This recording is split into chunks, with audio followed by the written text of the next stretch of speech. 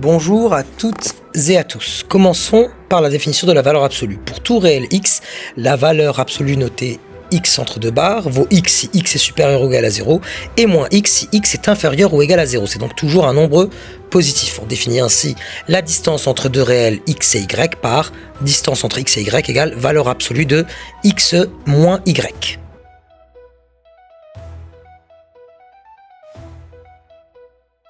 Passons maintenant à la caractérisation d'une valeur absolue. Donc, soit A un nombre réel, H un réel positif pour tout réel x, la valeur absolue de x moins A inférieure ou égale à H équivaut à x compris entre A moins H et A plus H. Passons à la démonstration.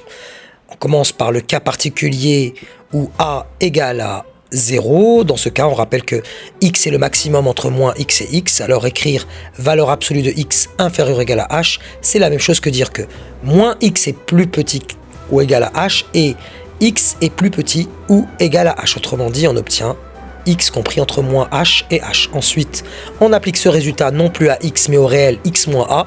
On remplace donc x par x moins a. Cela donne la valeur absolue de x moins a inférieure ou égale à h est équivalent à x moins a compris entre moins h et h. Enfin, en ajoutant a à chaque membre, on retrouve bien l'encadrement final.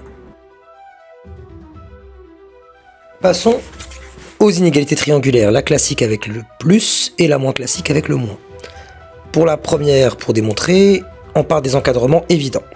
On les additionne et puis par définition, on aboutit au résultat.